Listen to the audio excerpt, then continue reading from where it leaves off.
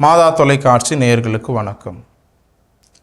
இயேசு இன்றைய நற்செய்தியில், நான் உங்களுக்கு துணையாளரை அனுப்புவேன், அவர் என்னை குறித்து சான்று பகர்வார், அப்பொழுது நீங்களும் அதை சான்று பகர்வீர்கள் என்று கூறியதோடு மட்டுமல்லாமல் இறுதியாக சொல்கிறார், நீங்கள் என்னை பின்பற்றுவதால் என்னவெல்லாம் உங்களுக்கு நடக்கும், அப்பொழுது நீங்கள் நான் சொன்னதை நினைவு கூர்ந்து பார்ப்பீர்கள் என்றும் அவர் அறிவுறுத்துகிறார். அன்புக்குரியவர்களே, நம்முடைய நடைமுறை வாழ்க்கையில் முக்கியமாக இருப்பது, நாம் உயிர் வாழ முக்கியமாக இருப்பது, நம்முடைய பிறப்பு முதல் இறப்பு வரையில் நம்முடைய சுவாசமாக இருக்கிறது. சுவாசம் நின்றவுடன் நம்முடைய வாழ்வு முடிவடைந்து விடுகிறது. நாம் தனிமையில், தூக்கத்தில், நடையில், அழுகையில், சிறுகையில் அனைத்திலும் உடன் இருப்பது இந்த சுவாசம்தான். நாம் கோபமாக இருக்கிற பொழுது இந்த சுவாசம் சூடாகிறது. நாம் பரபரப்பாக இருக்கிற பொழுது இந்த சுவாசம் பதற்றமானதாக இருக்கிறது. நாம் அமைதியாக இருக்கிற பொழுது இந்த சுவாசம் இலகாக இருக்கிறது. இந்த சுவாசிக்கிற காற்று உள் செல்வதையும் சுவாசிக்கிற காற்று வெளியே வருவதையும் உணர்தலே நல் சுவாசத்தினுடைய அடையாளமாகவும் இருக்கிறது. ஏன் இதை குறிப்பிடுகிறேன் இல்லை, இந்த சுவாசம் தூய்மையானதாக இருக்க வேண்டும். அப்படி நாம் தூய்மையான காற்றை சுவாசிக்கிற பொழுது மட்டும்தான் நம் உடல் நலமாக இருக்கிறது. அதே போன்றுதான் ஆன்மீக வாழ்விலும் நம்பிக்கை வாழ்விலும் நமக்கு சுவாசமாக இருக்க வேண்டியது இந்த தூய ஆவியானவர். தூய ஆவியானவர் இயேசுவை பற்றி சான்று பகருகிற பொழுது நீங்களும் அதை குறித்து சான்று பகருங்கள் என இயேசு உறுதியாக சொல்கிறார். நாம் இந்த நாட்களில் இந்த உயிர்த்த ஆண்டவரை நாம் வழிபட்டு அவர் நமக்கு தருகிற இந்த துணையாளரை வழிபடுகிற பொழுது நாம் உயிருக்கு பயந்து விசுவாசத்தை துறந்தவர்களாக இருக்கிறோம் எனில் எப்படிப்பட்டவர்களாக நாம் இருப்போம் என்பதை திருவெளிப்பாடு நமக்கு அறிவுறுத்துகிறது.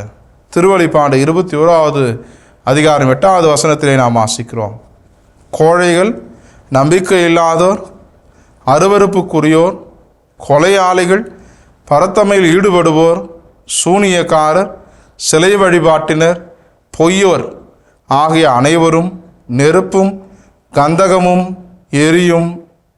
எரி நரகத்திற்கே உரிய பங்கு ஆகும். இதுவே அவர்களது இரண்டாவது சாவு.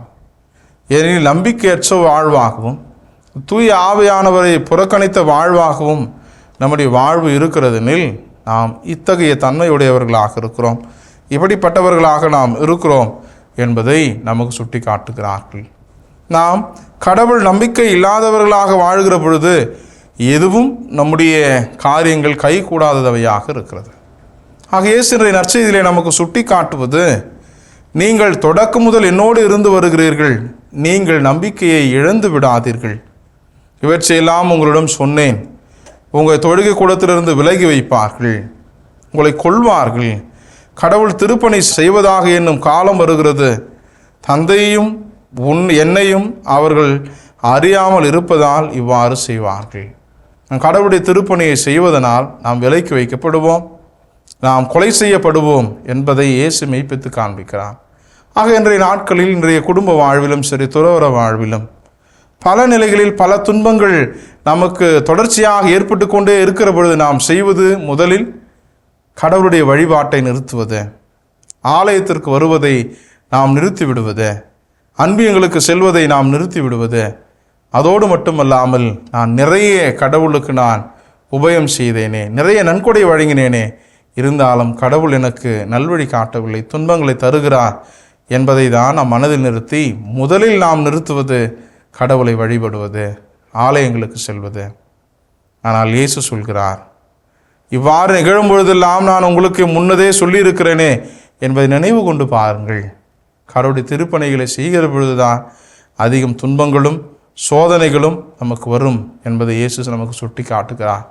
இவ்வாறு துன்பங்களிலும் சோதனைகளிலும் நமக்கு உயிர் மூச்சாக இருக்கக்கூடிய இந்த தூய ஆவியாரையும் கடவுளையும் நாம் விட்டு விடாது, நம்முடைய விசுவாசத்தை நாம் அழித்து விடாது, துன்பங்களின் வாயிலாக கடவுள் நம்மை இன்னும் அதிகமாக நேசிக்கிறார், நம்முடைய விசுவாசத்தை உறுதிப்படுத்துகிறார் என்பதை நாம் உணர்ந்தவர்களாய் நம்முடைய வாழ்விலே துன்பங்களை எதிர்கொள்கிற பொழுது கடவுளை கரம் பற்றி பிடிக்கிற ஒரு நல்ல மனநிலையோடு வாழ இறைவன் அருள் தர இந்த நாளிலே நாம் ஜெபிப்போம். இயேசுவுக்கே புகழ், இயேசுவுக்கே நன்றி. மரியே வாழ்க.